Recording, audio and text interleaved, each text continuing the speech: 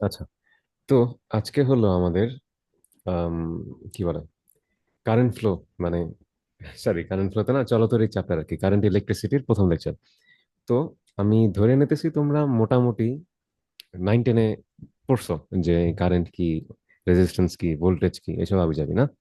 তো আমরা একটু বেসিক স্ট্রাকচারালি আগাই। এই মানে আমাদের ইন্টারের সিলেবাসে যেরকম জিনিসটা আছে, এর মধ্যে তোমরা অনেক কিছু জানো। জাস্ট ওইগুলার অনেক কিছুরে কি বলে, মানে একটু হাই থট দিয়ে বা আর একটু গাঢ় ভাবে বোঝানোর চেষ্টা করা হয়েছে। যেমন কারেন্ট ফ্লো তো আমরা বুঝি, তাই না?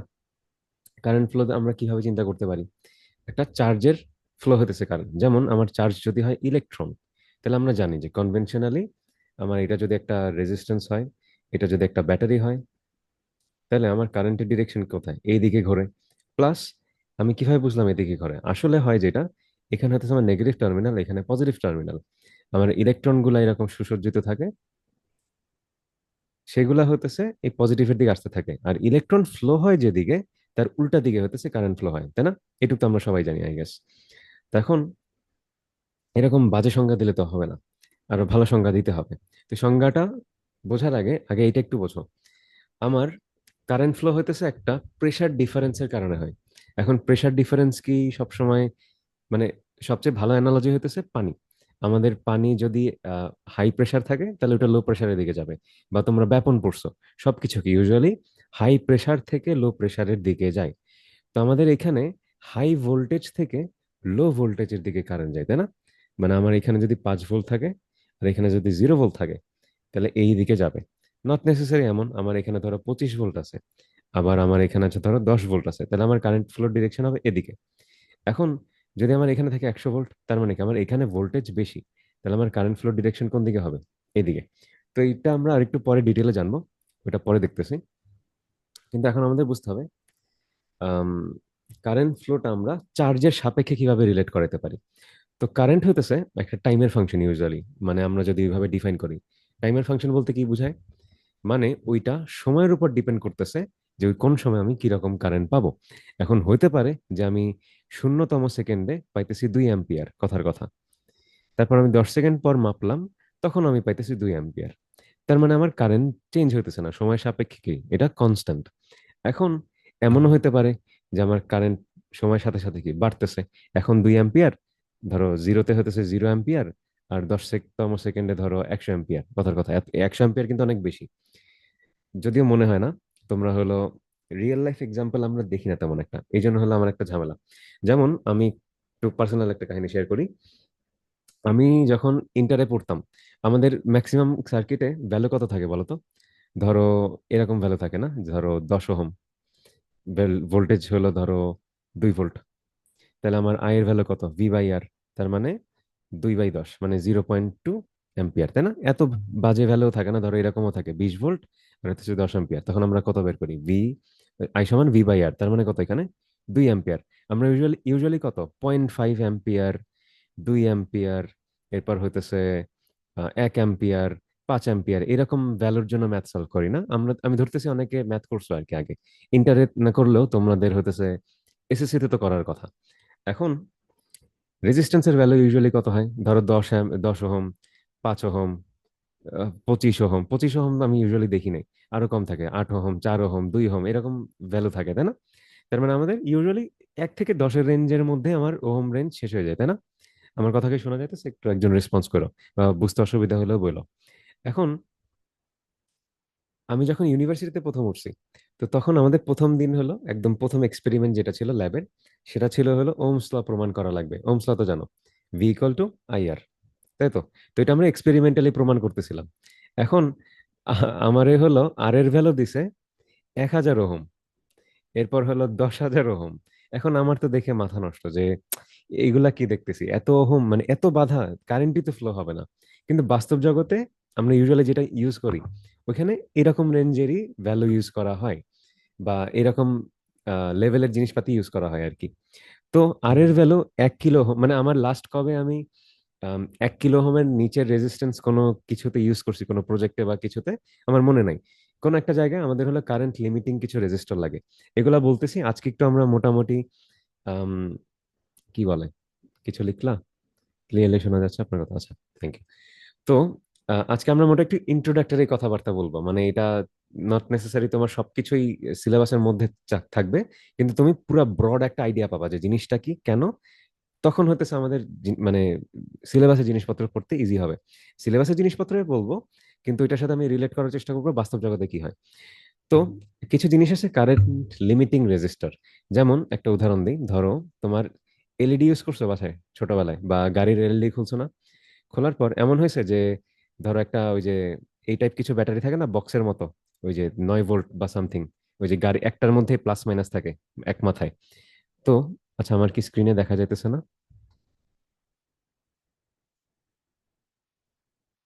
একটা সেকেন্ড।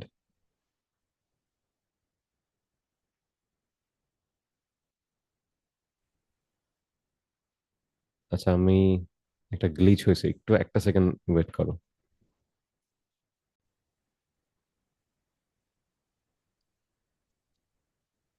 আচ্ছা, তো যে জিনিসটা বলতেছিলাম,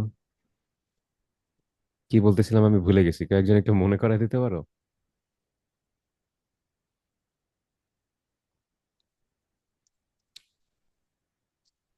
কি যেন এই বলতেছিলাম। আপনার বাস্তবিক জীবনে কারেন্ট ভার্সিটিতে।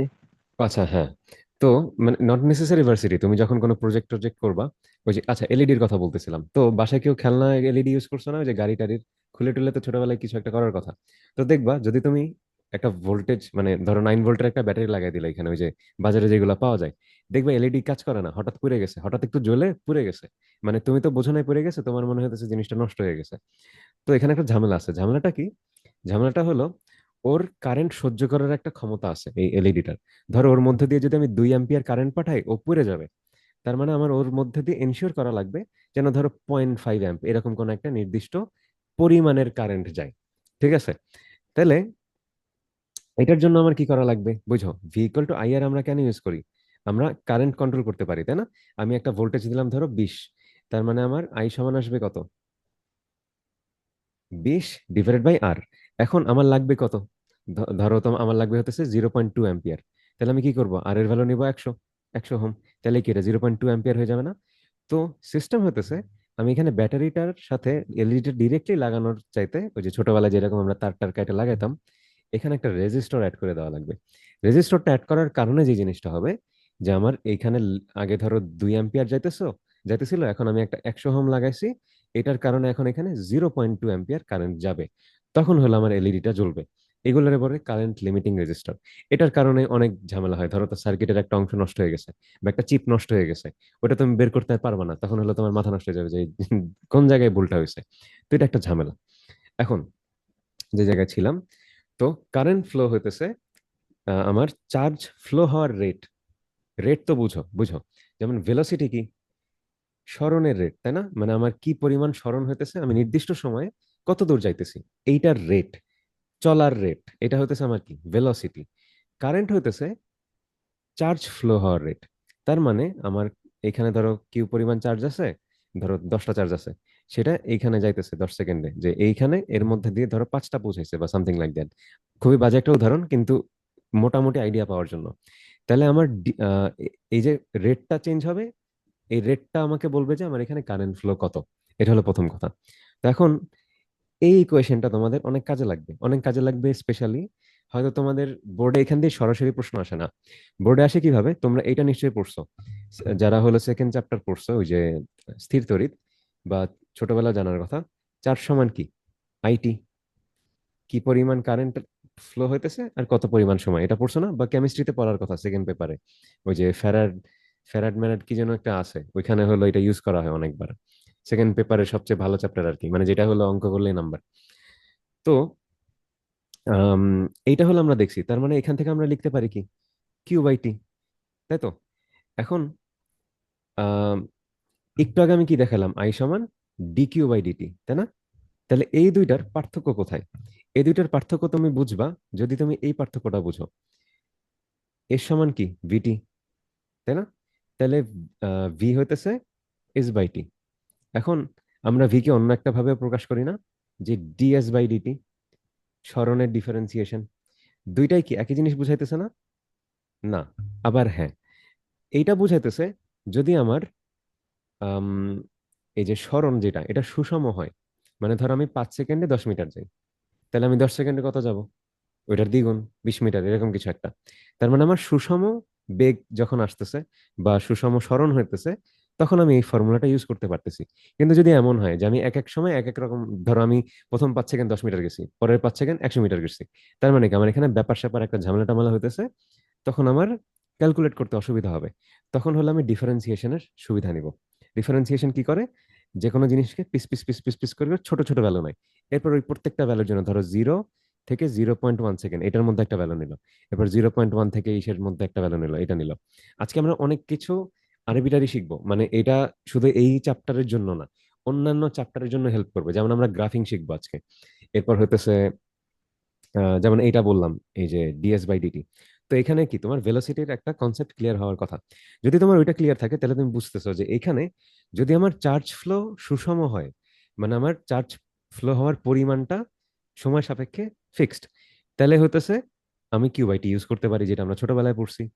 আর যদি আমরা সুষম চার্জ ফ্লো না পাই, তখন কি আমাদের ডি কিউ বাই ডিটি করা লাগবে। তো এটাকে তোমরা চাইলে এমনি লিখতে পারো যে চার্জের সময় সাপেক্ষে ডিফারেন্সিয়েশন। এটা গেল প্রথমটা।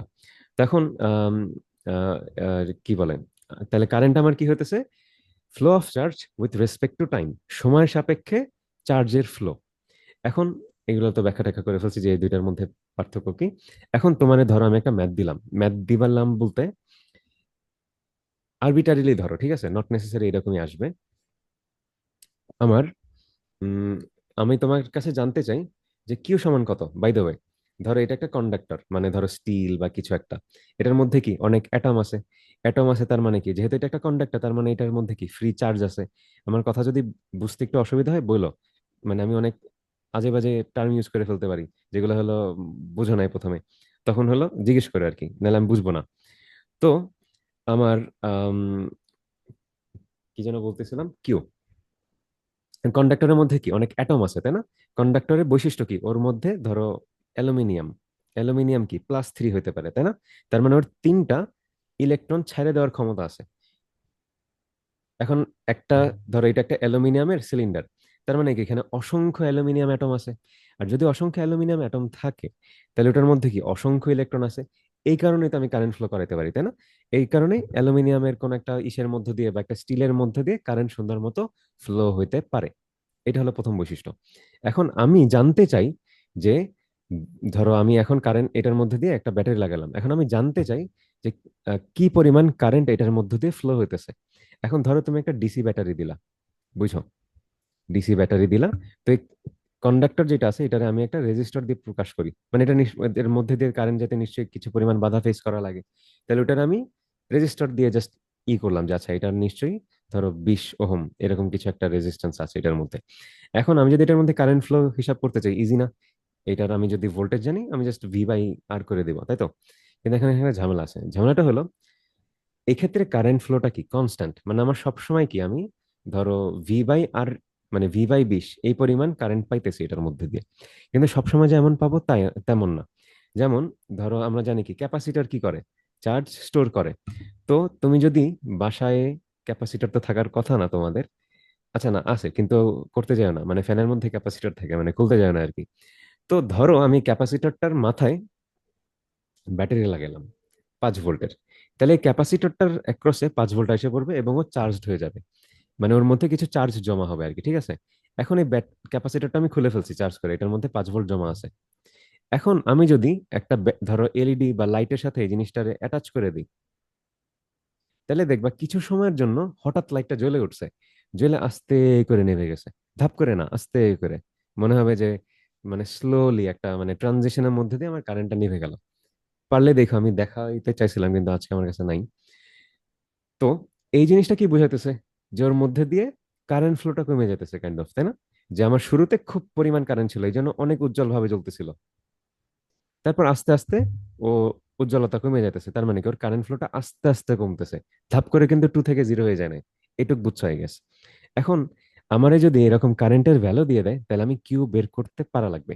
যেমন আমি জানি কি আই সমান ডি কিউ বাই ডিটি, তাহলে আমার কিউ সমান কত আসবে? এটা একটু তোমাদের এখন পারার কথা। যদি না পারো, যারা হয়তো এখনো ইন্টিগ্রেশন করো নাই, তারা এটার একটা ভগ্নাংশ হিসাবে চিন্তা করো, যদিও এটা ইঞ্জিনিয়ারদের কার্স, মানে এমনে নিউটন এমনে বলে নাই যে এমনে করো, নিউটন না জানা লিবনিজ, এদের মধ্যে একটা দ্বন্দ্ব আছে আর কি। যাই হোক, তো আমি এটাকে যদি ভগ্নাংশ হিসাবে চিন্তা করি যে ডিকিউ ডিভাইডেড বাই ডিটি, তাহলে আমি এরকম লিখতে পারি না, আই ডিটি সমান হলো ডিকিউ। এখন যদি আমি ইন্টিগ্রেট করি উভয় পক্ষে, তাহলে আমি ডিকিউর ইন্টিগ্রেশন করলে কত পাবো? কিউ। তাহলে এটাই তো আমার চাই, তার মানে আমি কিউ সমান কি পাইলাম? ইন্টিগ্রেশন অফ আইডিটি, মানে আমার আই এর ইন্টিগ্রেশন করা লাগবে। এখন আমার আয়ের ভ্যালু দিয়ে দিবে প্রশ্নে, যেমন আমার এখানে দিয়ে রাখছে আয়ের ভ্যালু ধরো 2 অ্যাম্পিয়ার। তো আমি বলছি কি প্রশ্নে যে প্রথম 10 সেকেন্ডের জন্য, তার মানে 0 থেকে 10 সেকেন্ড ধরো। তাহলে আমি যদি এখানে ইন্টিগ্রেট করি, আই তো জাস্ট আই, আয়ের ভ্যালু হতেছে 2 অ্যাম্পিয়ার, 0 to 10। তো এটার আনসার কত আসবে? টি, তার মানে 2 × 10 মানে 0, তার মানে কত? 20 অ্যাম্পিয়ার, তাই তো? সিমিলারলি আমি যদি সেকেন্ড কেসটা চিন্তা করি, এখন বুঝো এটা কি একটা কনস্ট্যান্ট কারেন্ট, তাই না? ও বলতেছে ওর সবসময় ভ্যালু 2। এখন সবসময় এমন নাও হতে পারে, আমার যেমন পরেরটাই দিছে কি বি নাম্বারে, যে আমার কারেন্টের ভ্যালু হতেছে 5T। তার মানে এটা যদি আমি গ্রাফে আঁকি, ধরো এরকম কিছু একটা হবে, যে 1 নাম্বার সেকেন্ডে ওর ভ্যালু হতেছে 5, 2 নাম্বার সেকেন্ডে ওর ভ্যালু হতেছে 10, তাই তো? এরকমই তো কিছু একটা, হ্যাঁ।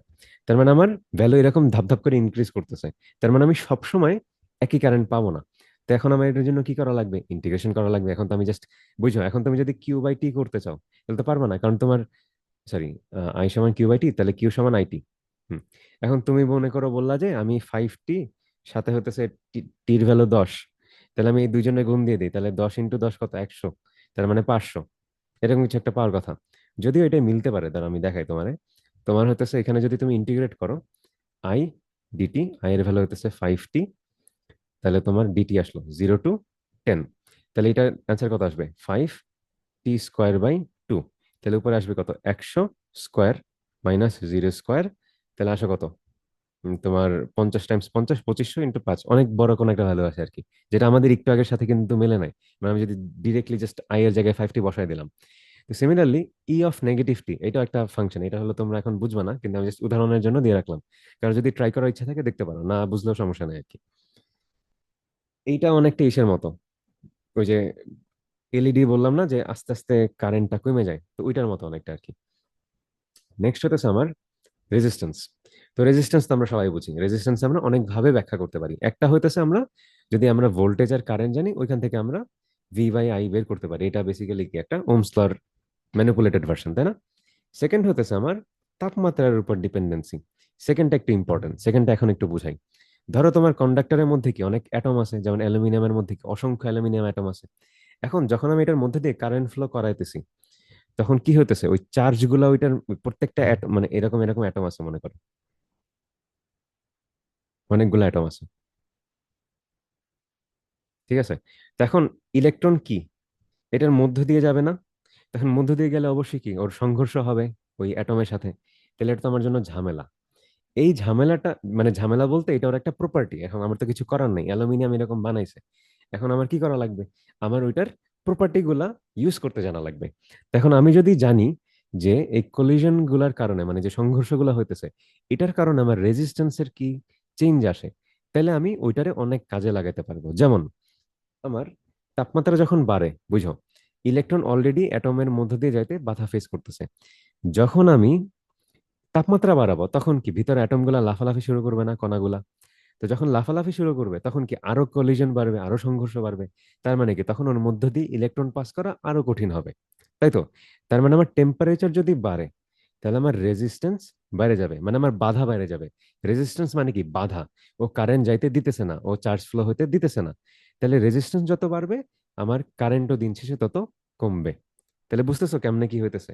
বা উল্টা চিন্তা করো আসলে, আমার হলো টেম্পারেচার বাড়তেছে, আমার চার্জ ক্যারিয়ার ফ্লো হতে পারতেছে না। চার্জ ক্যারিয়ার মানে হতেছে যেমন ইলেকট্রন, প্রোটন, এরকম আমি যাবি যারা হলো চার্জটারে ফ্লো করায় বা কারেন্ট ফ্লো করায়। তো এখন আম, আমি যদি কারেন্ট ফ্লো করাইতে চাই, ওইটার ওই তাপমাত্রা যখন বৃদ্ধি করলাম, তখন এই কলিশন বা সংঘর্ষ বাড়লো, সংঘর্ষ বাড়ার কারণে আমার ইলেকট্রন গুলো সুন্দর মতো ফ্লো হতে পারতেছে না। তাহলে আমার কি হলো? দিন শেষে রেজিস্ট্যান্স বা আবিজাবিও বাইরে গেল। তাইলে এইটার ফর্মুলাটা হইতেছে এমনে আসে, R equal to R0 1 plus alpha T. এখন এটারে যদি আরেকটু অ্যাকুরেটলি লিখি, আলফার ইউজুয়ালি থিটা দিয়ে ডিফাইন করতে পারো। থিটা মানে হতেছে, তোমরা তো টেম্পারেচারে থিটা দিয়ে ডিফাইন করা, আই গেস। তো এটারে থিটা। তার মানে আমি যদি 0 ডিগ্রি সেলসিয়াসে তাপমাত্রা মানে রেজিস্ট্যান্স জানি একটা জিনিসের, যে একটা বস্তু আছে, ওইটা 0 ডিগ্রি সেলসিয়াসে আমাকে কি পরিমাণ বাধা দেয় কারেন্ট ফ্লো করানোর জন্য, এটা যদি আমি জানি, তাহলে আমি, আচ্ছা ভুল বলছি, আলফা হইতেছে কনস্ট্যান্ট, টি হইতেছে তাপমাত্রা। তো আমি এটা ক্যাপিটাল টি দেখি যাতে টাইমের সাথে আবার কনফিউজ হয়ে না যাও। তোমার টেম্পারেচার যদি আমি জানি, অন্য একটা টেম্পারেচার যদি আমার বাধা জানতে ইচ্ছা করে, তাহলে হলো আমার এই সূত্রটা কাজে লাগবে আর কি। এখন এই আলফা কি, আলফা হইতেছে একটা কনস্ট্যান্ট যেটা হলো একটা ম্যাটেরিয়ালের উপর ডিপেন্ড করে। এখন একটা ম্যাথ করি, তাহলে হলো আরো ভালো মতো বুঝবা। দাঁড়াও, ম্যাথ আছে থাকার কথা একটা। এই যে এই ম্যাথটা করি। তোমার বলছে কি, রেজিস্ট্যান্স অফ আ থার্মোমিটার হলো দেওয়া আছে, যে একটা থার্মোমিটার হলো 0 ডিগ্রি সেলসিয়াসে 10 ওহম, 100 ডিগ্রি সেলসিয়াসে কত, 25 ওহম। এখন একটু বোঝার চেষ্টা করো, ডেটা জাস্ট দেখো। ধরো তুমি এই প্রশ্নটা সলভ করতে নিলা, এখন তুমি দেখলা যে এরকম ডেটা টাটা দেওয়া আছে। এখন তুমি যদি শুরুতেই চলে যাও, আমি কোন ফর্মুলা জানি, কোন ফর্মুলায় বসাবো, এরপর কত অ্যান্সার আসবে, এরকম ধাপ করে যায় না। তোমাদের এখনো মোটামুটি সময় আছে, যথেষ্ট সময় আছে, সরি মোটামুটি সময় না, তোমরা এখন অ্যাডমিশন ওঠো না যে এখন কিছু বোঝার টাইম নেই, এখন হলো জাস্ট হলো প্র্যাকটিস করবো বা সামথিং লাইক দ্যাট। তোমার এই টেবিলটা দেখে মাথায় আনা উচিত যে আচ্ছা, আমাকে একটু আগে তো বললো যে তাপমাত্রা যখন বৃদ্ধি হয় তখন কলিশন বা সংঘর্ষ বাড়ে, সংঘর্ষ যখন বাড়ে তখন আমার বাধাও বাড়ে। তাহলে এখন আমি তো দেখি এখানে এই ডাটাটা মিলতেছে কিনা। তো আমি দেখতেছি 0 ডিগ্রি সেলসিয়াসে 10 ওহম, 100 ডিগ্রি সেলসিয়াসে কত, 25 ওহম। তার মানে কি 10 থেকে 25 বাইরে গেছে, তাই না? তার মানে কি আমার একটু আগে যে অ্যাজাম্পশন ছিল, বা আমি তোমার যে কথাটা বলছি, এটা আমি ভুয়া কথা বলি নাই, আমার কথাটা সত্যি হয়ে গেছে, তাই তো? এখন তুমি একটা জিনিস একটু খেয়াল করো, আমরা এটা অনেকভাবে সলভ করতে পারি। প্রথমে আমরা ডিরেক্ট সলিউশনে চলে যেতে পারি, কিন্তু একটু ইন্টুইশনটা বিল্ড করো যে আসলে হইতেছেটা কি। এখন আমরা বলছে যে when it's placed in an oven, মানে একটা ওভেনের মধ্যে রাখছে, তখন এটার রেজিস্ট্যান্স হয়ে যায় 38 ওহম। তাহলে আমরা জিজ্ঞেস করছে ওভেনের তাপমাত্রা কত, বুঝো? একটা মজার জিনিস না? তোমার থার্মোমিটারের মানে এটা একটা রেজিস্ট্যান্স থার্মোমিটার, মানে আমরা ইউজুয়ালি কি আমাদের ওই যে জটটার মাপে যেটা দিই, ওইখানে কি পারদ থাকে না ভিতরে? তো পারদের ওই যে ওঠানামার উপর আমরা ডিপেন্ড করে তাপমাত্রা মাপি। এখন একটা জিনিস চিন্তা করো, রেজিস্ট্যান্স কি এখানে তোমার একটা থার্মোমিটারের মতো কাজ করতেছে না? সুন্দর, বুঝো? আমি যদি একটা রেজিস্ট্যান্সের প্রপার্টি জানি, এই যে এই ফর্মুলাটা, ধরো আমার আলফার মান আমি জানি, ধরো আলফার মান ধরো কথার কথা 5, এত বাজে ভ্যালু হয় না, কিন্তু ধরো 5, 1 + 5t। আর আমি জানি 0 ডিগ্রি তোর ভ্যালু হইতেছে 10 ওহম, তাই তো? তাহলে এখন এই ইকুয়েশনে আমি যদি জাস্ট টেম্পারেচার জানি, তাহলে আমি বলতে পারবো না আমার রেজিস্ট্যান্সের ভ্যালু কত?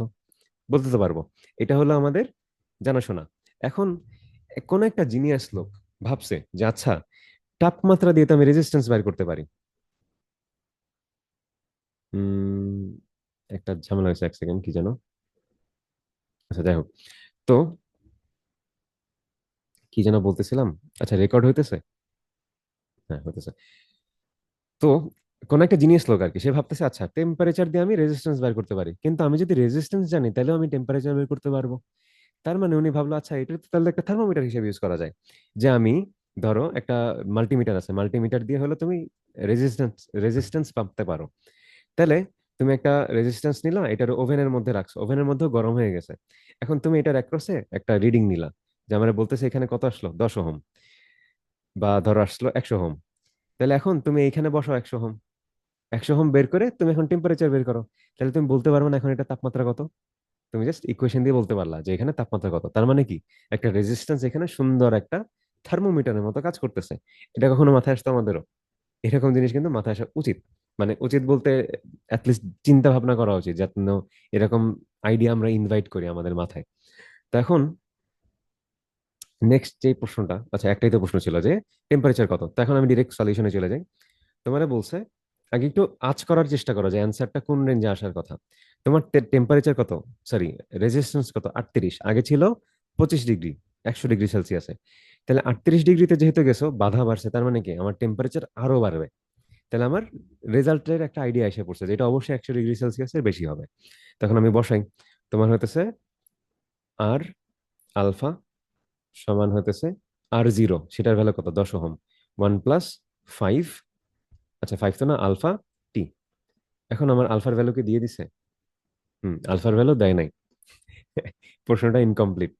কিন্তু আলফার ভ্যালু দেওয়া ছিল, আমি তুলি নাই। কত জানো, 1.4 × 10 ইনভার্স তোমার হইতেছে আচ্ছা না, আলফার ভ্যালু লাগবে না, আলফার ভ্যালু আমরা বের করতে পারবো, দেখাই।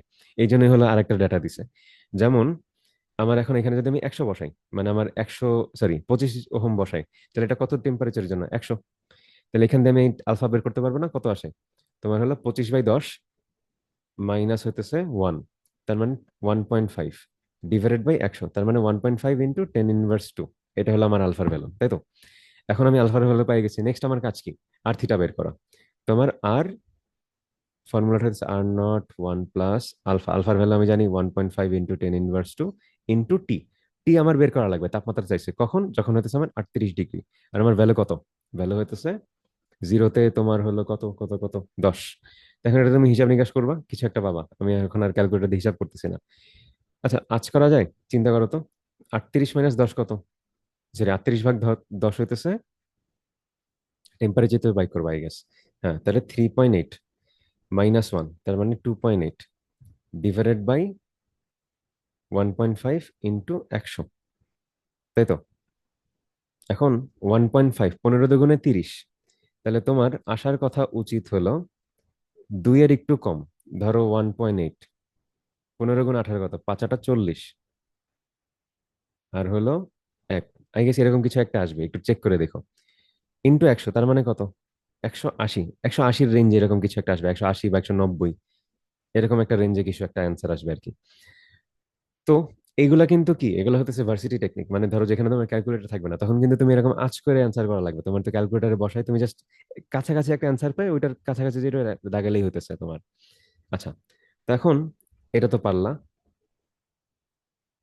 এরপর হতেছে আমার এটা বুঝলা। এখন নেক্সট আরেকটা সংজ্ঞা আছে আমার আর এর, সেটা হতেছে রো L/A। তার মানে আমি কোন একটা জিনিসের যদি বাধা বের করতে চাই যে এই জিনিসটার রেজিস্ট্যান্স কত, তাহলে আমার প্রথমে জানা লাগবে এটা কিসের তৈরি। ধরো এটা হলো অ্যালুমিনিয়ামের তৈরি। তো অ্যালুমিনিয়ামের একটা আপেক্ষিক রোধ আছে। আপেক্ষিক রোধ মানে কি? মানে হতেছে দেখো, ধরো তুমি আপেক্ষিক রোধ তোমার জিজ্ঞেস করলো পরীক্ষায়, তোমার ক নম্বরে প্রশ্ন আসছে। আমরা ম্যাক্সিমাম স্টুডেন্ট কিন্তু এই মানে ক নম্বরে প্রশ্ন আটকায় যাই। তো এই কি বলে, যেই কাজটা করবা, তুমি যেই সূত্রটা জানো না ওইটা মনে করার চেষ্টা করবা। তো তুমি তো জানো আর সমান রো L/A। এখন তুমি একটা কাজ করো, তুমি রো সমান লেখার চেষ্টা করো। তো রো সমান কত আসবে? এ আর ডিভাইডেড বাই এল, তাই তো? ওকে, তাহলে তুমি এটা এমনি বলতে পারো না যে একক ক্ষেত্রফল মানে এর ভ্যালু 1 এবং একক দৈর্ঘ্যের রোধই হইতেছে আমার আপেক্ষিক রোধ। যদি এটা এক্সাক্ট সংজ্ঞা না, কিন্তু ইউ গেট দ্য আইডিয়া। এরকম অনেক জায়গায় দেখছো না, মানে সব জায়গায় কি একক সময়ে একক এইসে, ম্যাক্সিমাম সংজ্ঞাই কিন্তু এমন। যেমন তোমার আমি যদি জিজ্ঞেস করি পাওয়ারের সংজ্ঞা কি, একক সময় কৃত কাজ, তাই না? কিভাবে পাইলা? ডাব্লু, পি সমান ডাব্লু/টি। টির ভ্যালু যদি 1 হয় তাহলে পি সমান ডাব্লু। তার মানে কি একক সময়ে যেই পরিমাণ কাজ করতেছে ওইটাই তো পাওয়ার। তার মানে কি আমার ম্যাক্সিমাম সংখ্যা কিন্তু এমনি আসে, বা আসলে সংজ্ঞা দিয়ে হলো ওই জিনিসটা ফর্মুলেট হয় আর কি। তো আমার আর সমান হতেছে রো L/A। তো এখন এটাতে আমি করবো কি? এটাতে আমি যেটা করব সেটা হতেছে, আমি যদি কোনো একটা মেটেরিয়ালের এই প্রপার্টিটা জানি যে ওর আপেক্ষিক রোধ কত, তাইলে আমি জাস্ট ওর ডাইমেনশন দিয়ে, মানে ওর আকার আকৃতি দেখে বলতে দিতে পারবো ওর রেজিস্ট্যান্স কত। যেমন ধরো একটা কিউব আছে আমার কাছে, ঠিক আছে? তো এখন আমার হলো পৃষ্ঠতলের ক্ষেত্রফল লাগবে। তো কিউবের পৃষ্ঠতলের ক্ষেত্রফল কত? A²। তাহলে এটা হবে A²। আর এটার লেন্থ কত? A। তাহলে এটা হবে A। তাহলে এটা কত থাকবে? 1/A, তাই না? তাহলে আমার একটা কিউবের যদি আমি আপেক্ষিক রোধ বাইর করতে চাই, যে আমি কিউবের এই পাশ থেকে এই পাশে কানেক্ট করে একটা ব্যাটারি দিতে চাই, আমি জানতে চাই এটা আর সমান কত। তাহলে আমি, ধরো এই কিউবটা হচ্ছে অ্যালুমিনিয়ামের তৈরি, তাহলে আমি অ্যালুমিনিয়ামের আপেক্ষিক রোধ জানি, ওটা আমি এখানে বসাই দেবো, ডিভাইডেড বাই 1/A। তাহলে কি আমি সুন্দর মতো রেজিস্ট্যান্স পাই যেতেছি। তো এটা একটা ইম্পর্টেন্ট জিনিস। এখন এটা দিয়ে তোমাদের ডিরেক্টলি এরকম প্রশ্ন টশ্ন দেয় না। একটা প্রশ্ন দেখাবো আমি আজকে, খুব চমৎকার। কিন্তু তোমার এখান দিয়ে অনেক রেশিও রিলেটেড ম্যাথ দেয়। তোমাদের পুরো ইন্টারের সিলেবাসে দেখবে এরকম অনেক ম্যাথ দেয়, যেমন যেখানে তোমার হলো এরকম রিলেশন আছে, তোমারে বলবে যে আয়তন 2 গুণ করলে রেজিস্ট্যান্স কত হয়, বা দৈর্ঘ্য 3 গুণ কমালে রেজিস্ট্যান্স কত হয়। তো এরকম অনেক আবিজাবি জিনিস বলে আর কি। তখন আমরা একটা ম্যাথ করি, তাহলে হলো আমরা একটু ভালো মতো বুঝবো। যেমন এই ম্যাথটা কি বলতেছে দেখো, আগে একটু বোঝার চেষ্টা করো। ধরো তোমার কাছে একটা সিলিন্ডার আছে, সিলিন্ডারের রেজিস্ট্যান্স আছে একটা নিশ্চয়ই। এখন আমি এটারে টান দিলাম, বুঝছো? আমি এটারে দুই দিকে টান দিছি, তাহলে কি এটা চিকন হয়ে গেছে? এখন চিকন যদি হয়, বুঝো, আমার রেজিস্ট্যান্স কি এক থাকবে? চিন্তা করো তো।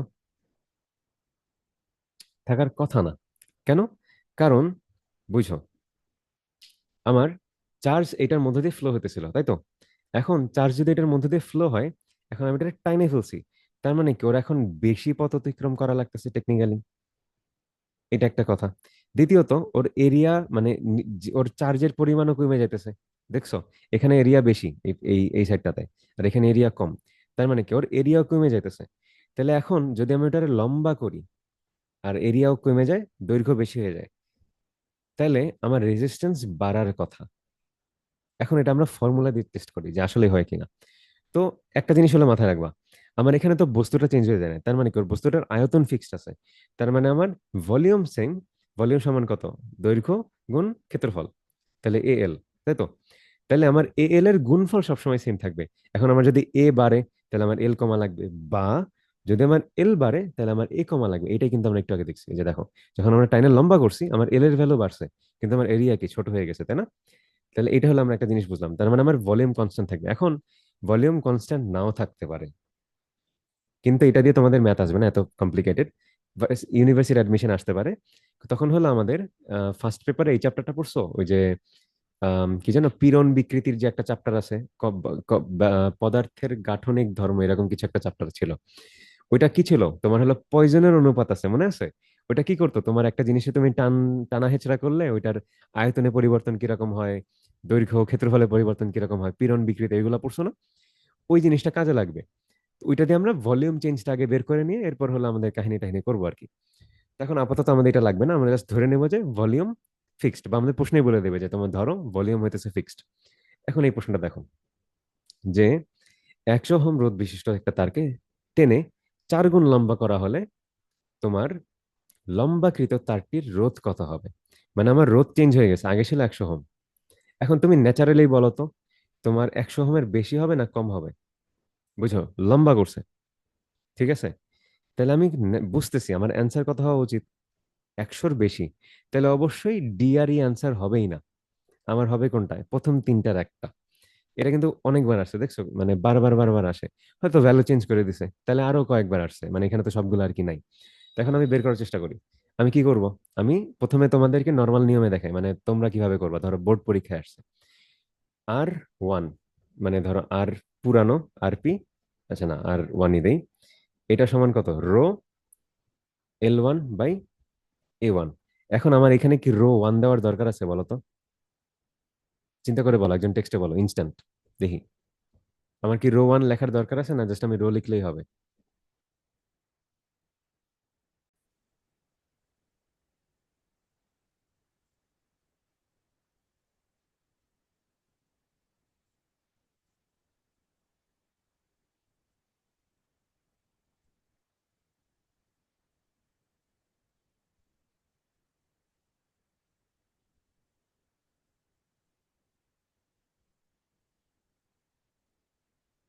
আচ্ছা, তো যেখানে ছিলাম, তো আমি রো ওয়ানের ভ্যালু চেঞ্জ করব না। কেন?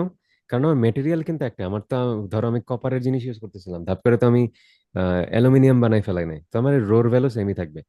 এখন আমার নতুন একটা জানার কথা, যে এখন আমি চেঞ্জ করার পর কত আসছে, সেটার নাম দিলাম ধরো আমি আর নিউ। এটা সমান কত আসবে, রো L2/A2, কারণ এটা তো চেঞ্জ হয়েছে।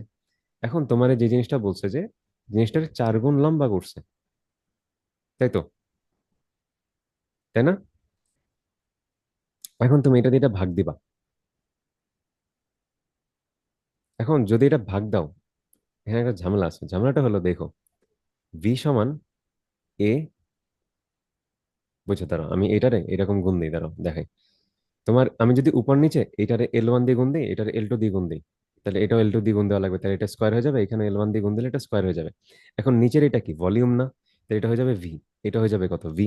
তাহলে আমার ভিভি কাটা যায়, তাহলে আমার থাকে কত, রো রো কাটা যায়। তাহলে আমার থাকে কি এই জিনিসটা না, যে R1/RN সমান হতেছে L1² / L2², এটা আসে, তাই তো? তাহলে আমি পুরান দৈর্ঘ্য, মানে আমার যদি আর এন বের করা লাগে, তাহলে আমি কি করব, R1 টাইমস হইতেছে L2/L1 হোল স্কোয়ার। তাহলে আমার কি করা লাগবে, নতুন দৈর্ঘ্য ডিভাইডেড বাই পুরান দৈর্ঘ্য স্কোয়ার। তাহলে আমি L2-র জায়গায় কত বসাবো? দেখো এখানে বলছে কি 4 গুণ লম্বা করছো, তার মানে L2 হইতেছে 4L1, বা L2/L1 হইতেছে 4। তো আমি এখানে কত লিখতে পারি, 4। তাহলে 4² কত, 16। তাই না? আর আর ওয়ান এর ভ্যালু কত ছিল? 100। তাহলে আমার অ্যান্সার কত আসবে? 1600 ওহম। এখন শর্টকাটটা কি? শর্টকাটটা হতেছে যত গুণ লম্বা করা হয় তত গুণের স্কোয়ার ইন্টু পুরানো দহ। এই দেখো 4 গুণ লম্বা করা হয়েছে, 4 স্কোয়ার 16, 16 ইন্টু 100, 1600। ওটা কিন্তু আসছে, কিন্তু আমরা ডিরাইভ করে দেখলাম আর কি কিভাবে আসছে। নেক্সট হতেছে, এই ম্যাটার দেখছি, এটা দেখছি, এটা দেখো। রোধের, একই রোধের তামার দুটি তারের দৈর্ঘ্যের অনুপাত হলে ব্যাসের অনুপাত কত? আগে হলো নর্মালি দেখায়, ঠিক আছে? নর্মালি কিভাবে করতাম? তোমার হলো রোধ একই রোধের, তাহলে আর ওয়ান সমান হতেছে আর টু। তাহলে আর ওয়ানের বদলে লিখতে পারি rho L one by A one, এটার বদলে লিখতে পারি কি rho L two by A two. Rho rho কাটা, তাহলে আমার এই অনুপাতটা আসতেছে। এখন আমার বলছে দুইটা তারের দৈর্ঘ্যের অনুপাত হতেছে এটা, তার মানে ধরো এটার এই পাশে আনি, তাহলে আমার দৈর্ঘ্যের অনুপাত হতেছে কত? L one by L two, এটার ভ্যালু দিয়ে রাখছে 1/3। তাহলে আমার চাইছে কি ব্যাসের অনুপাত কত?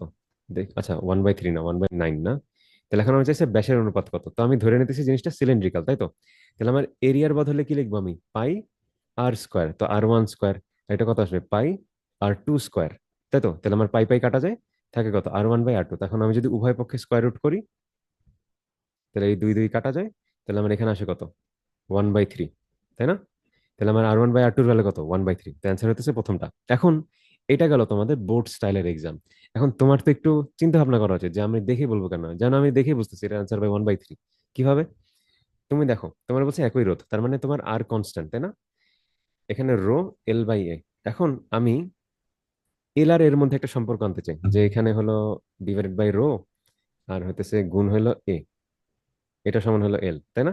তখন এরা কি কনস্ট্যান্ট না? তোমার রো এর ভ্যালু তো চেঞ্জ হইতেছে না, আর তোমার আর এর ভ্যালু চেঞ্জ হবে না। তাহলে পুরো জিনিসটাকে ধরো তুমি একটা কনস্ট্যান্ট।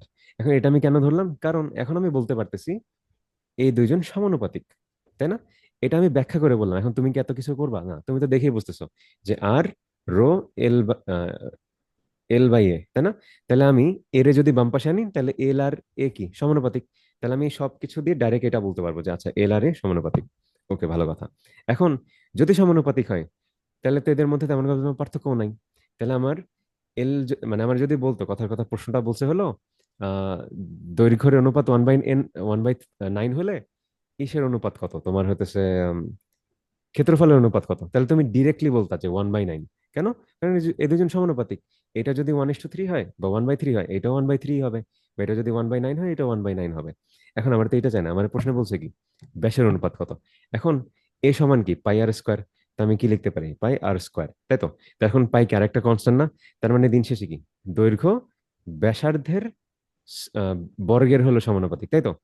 তাহলে এইটা যদি আমার 1/9 হয়, তাহলে এটার এই পাশে আনলে কি আমার স্কোয়ার রুট করা লাগবে, কমন সেন্স।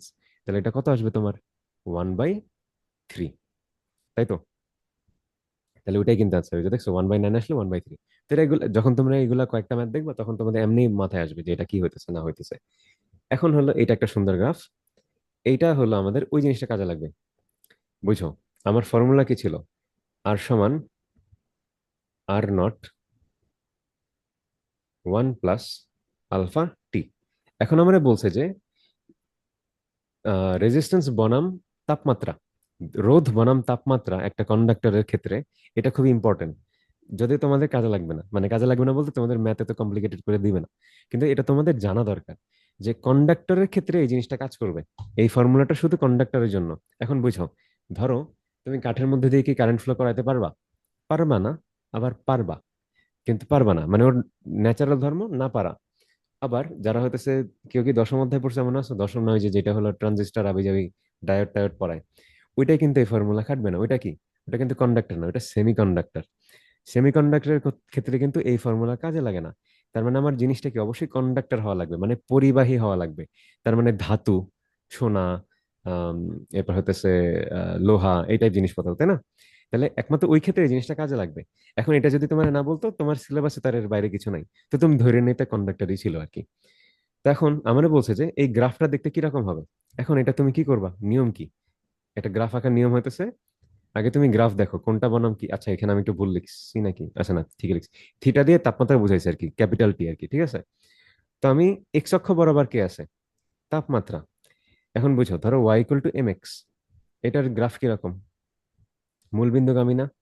এরকম হতে পারে বা এরকম হতে পারে, ডিপেন্ডিং অন দা ঢাল, তাই তো? তাহলে আমার এই অক্ষ বরাবর হইতেছে এক্স, এই অক্ষ বরাবর হইতেছে ওয়াই। তাহলে আমি ওয়াই সমান কিছু একটা বানাইতে চাই। তাহলে আমার ওয়াই অক্ষে কি আছে? আর।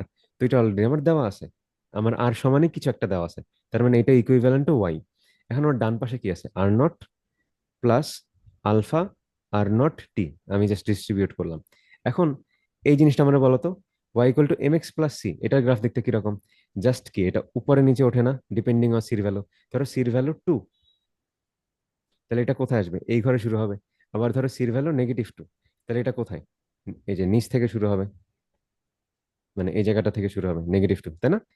আমার গ্রাফটা কিন্তু এরকম হয়। এখন তুমি একটু বোঝার চেষ্টা করো। তোমার এখানে ওয়াই ইকুয়াল টু কিছু একটা আছে, তাই তো? তো ওয়াই ইকুয়াল টু, এখানে এক্স অক্ষে কি আছে? তাপমাত্রা, তাহলে এটা হলো আমার এক্স, ঠিক আছে? আর এটা কি একটা কনস্ট্যান্ট, আর নট তো কোনো ভ্যালু না, আর মানে আর নট তো ভ্যালু, জাস্ট ওটা তো জাস্ট চেঞ্জ হবে, ওটা তো তোমার তাপমাত্রার উপর ডিপেন্ড করতেছে না।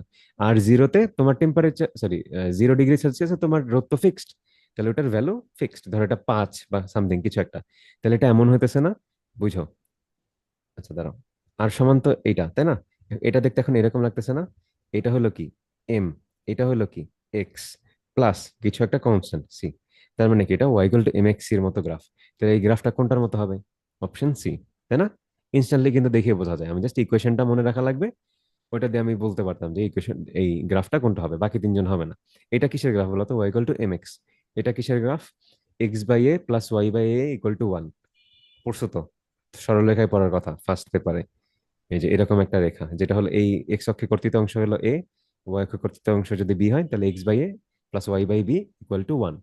এটা কি? এটা হতেছে, এটা প্রবাবলি লন এক্স এর গ্রাফ বা 1/x এর গ্রাফ, ডিপেন্ড করে আর কি। 1/x ধরতে পারো, মানে সময়ের সাথে সাথে কমতেছে। গেল। নেক্সট প্রশ্ন হতেছে, এটা দেখছো, এটা দেখছো, এইটা হলো আজকের মজার প্রশ্ন সবচেয়ে। এখন দেখো, এটা করার পর ছুটি দিয়ে দেবো, প্যারা নাই। তোমার এখানে বলছে যে প্লাস্টিক টিউব, যেটার, এটা খুবই একটু, মানে একবার একটু ঠান্ডা মাথায় পড়ো, ঠিক আছে? এটারে তোমার বলছে একটা প্লাস্টিক টিউব যেটা হতেছে 25 মিটার লম্বা, 25 মিটার লম্বা, ঠিক আছে? এটার ব্যাস হইতেছে 4 সেন্টিমিটার, ব্যাস না, ব্যাস কিন্তু ব্যাসার্ধ না। ডায়ামিটার হইতেছে 4 সেন্টিমিটার, বুঝছো? তাহলে এই পুরোটা হইতেছে 4 cm। এখন বলছে যে এইটার একটা সিলভার সলিউশন, মানে এটা কিন্তু আইওটিতে আসছে, ঠিক আছে? এটা খুবই সুন্দর একটা প্রশ্ন। এটা ধরো, সরি, এখানে বলছে যে ডিপড ইন সিলভার সলিউশন, মানে এটারে সিলভারের বাংলা কি? রূপা না? রূপার মধ্যে চুবাইছে আর কি। তো রূপার মধ্যে চুবানোর পর ওইটার গায়ে একটা কোট হইছে, মানে ওর গায়ে কি প্রলেপ পড়ছে জিনিসটার, তাই না? তখন এই প্রলেপটার পুরুত্ব দিয়ে দিছে, যে প্রলেপটা হলো এইটার গায়ে 0.1 মিলিমিটার পুরু, মানে এইটার গায়েও আবার 0.1, মানে দাঁড়া আমি একটু বড় করে, ধর এটা জুম করে আঁকছি। এটা হলো আমার প্লাস্টিক টিউব, তাহলে এটার গায়ে প্রলেপ পড়ছে এরকম, ঠিক আছে? তো এই যে পুরুত্ব না, এটা হতেছে 0.1 মিলিমিটার, এটা বলছে আর কি। আর এটার ব্যাস হইতেছে 4 সেন্টিমিটার, ঠিক আছে? এখন আমার বলছে যে ইউনিফর্মলি, মানে সব জায়গায় সমানভাবে কি বলে, ইলেকট্রোপ্লেট করা হয়েছে বেসিক্যালি। এখন ইলেকট্রোপ্লেট তো না, but you get the idea. তো এখানে বলছে কি, যদি এটা এই জিনিসটার সাথে, এই যে এই টিউবটার সাথে একটা ব্যাটারি কানেক্ট করা হয়, যেটার ভ্যালু হতেছে 12 ভোল্ট, তাহলে আমার কারেন্টের ভ্যালু কত? এটা হলো প্রশ্ন চাইছে, ঠিক আছে? এখন এটা তোমার বের করা লাগবে। এখন তুমি বুঝতেছো যে তোমার অনেক কিছু ইউজ করা লাগবে এখানে। যেমন তুমি এই বস্তুটার কি দেওয়া আছে দেখো, স্পেসিফিক রেজিস্ট্যান্স, মানে আপেক্ষিক রোধ দেওয়া আছে। তার মানে তুমি বুঝতেছো তোমার রেজিস্ট্যান্স লাগবে। বা তুমি এমনও চিন্তা করো, তোমার আই সমান কত? V/R। এখানে আর দেওয়া আছে নাই, তার মানে আমার আর বের করা লাগছে সামহাও। আমার 12 দেওয়া আছে, আমার আর কিভাবে বের করব? রো L/A, ঠিক আছে? তো এখন, হ্যাঁ, আমি কি রেকর্ড অন করছি? আচ্ছা হ্যাঁ। তো আম, রো এর ভ্যালু দেওয়া 1.47 × 10⁻⁸, তো আমি লিখি 1.47 × 10⁻⁸ টাইমস হইতেছে আমার L/A, তাই তো? এখন আমার এল লাগবে, তো এল তো দিয়ে রাখছে 25 মিটার।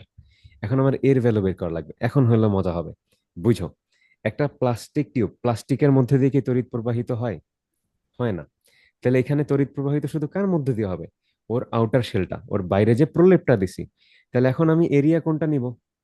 এরিয়া জাস্ট নিব কি ওই যে পুরুত্বটা না, এই যে এই আউটার শেলটা, মানে এই বাইরের টুক,